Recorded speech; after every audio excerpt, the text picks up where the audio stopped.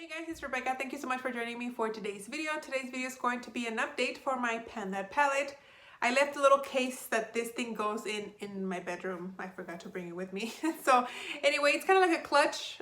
You guys have seen it all year long. You guys probably remember what it looks like. But anyway, I'm working on this Sephora eyeshadow palette. It's like the Disney Mini Beauty by the Sephora collection. I had gotten this palette, I want to say for 2 or 3 Christmases ago, maybe 3 Christmases ago. And so I was planning it this year. I have made a ton of progress and a lot of changes, so I'm just gonna get started. Let me show you guys where I was the last time. And this is what the palette is looking like today. So after I repressed it that last time, you guys know that I had this pen full of eyeshadow. You guys can see it's a silvery eyeshadow right here, and then this one was a combination of other shades along with a really matte dark purple that was in here, and that is the shade here. So that is what it's looking like so far. And as you guys can see, this shade I haven't used because whatever I scooped out of here, I mixed it in here. And I have started using this dark navy blue in the color So Demure. It's the color I'm wearing as my liner. I ran out of my spoilers liquid eyeliner that I have in a project pan, so perfect timing to start incorporating this shade. But yes, that is what I'm wearing on my lids. I am wearing this shade, and then on the crease and outer corner I'm wearing this one, and then again as a liner I'm wearing this one. And this, I want to say it's been about 3 weeks, I think. My Panda palette updates have been, the last couple of months haven't been every month, just because I've been doing some refrankening and some changes, and you guys like to see that.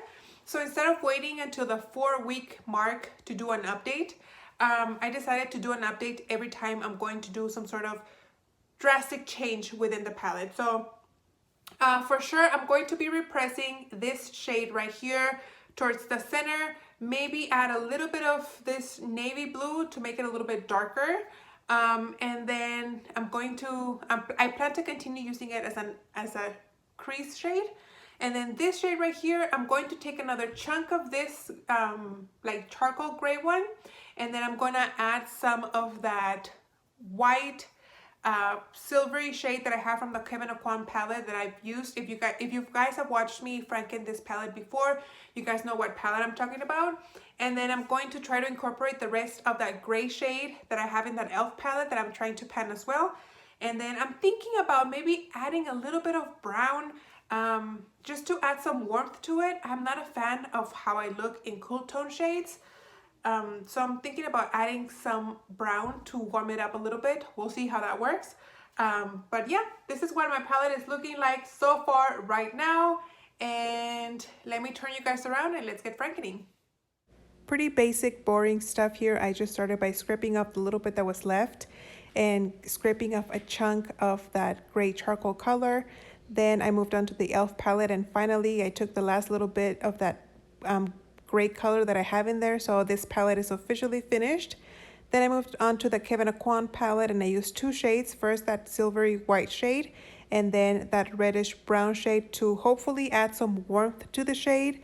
But in all honesty, guys, after mixing it and swatching it, it looked pretty much the same. It didn't make quite of a difference or as big a difference as I wanted it to make. But pretty boring stuff. I just mixed it up and that was it.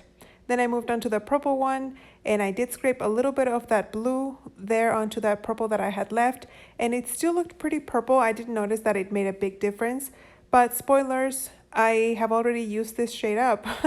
That is one of the reasons why I don't have swatches for you guys at the end like I did on the last one, but I was able to finish it. Then I am putting all the powder from the first shade here onto the pan, and of course it was a lot of product like I did last time, and the product kind of overfilled. The alcohol did help it settle down a little bit, and it almost filled up the pan completely to the top once I pressed it, but as you guys can see here, it made a little bit of a mess just because it was so much. I promise you guys, I don't always make this much of a mess when I repress my products. I just don't know. Maybe it's the pressure of filming it. I don't know. I tend to put a lot of alcohol. But anyway, I was able to salvage it.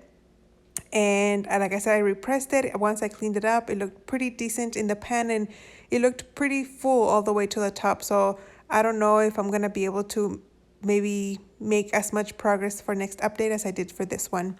For this next shade, for the purple bluish shade, it wasn't a lot of product, so it didn't take much to mix it with the alcohol. And I didn't have a hard time repressing it or overfilling anything because, like I said, it was very, very little. And that is what the palette looks like. Actually, look wise, you guys know that I like to pan looks, and right now I don't have much of a choice because I don't have many options, as you guys can see by the way my palette is looking like, but it looks pretty good and I think it works.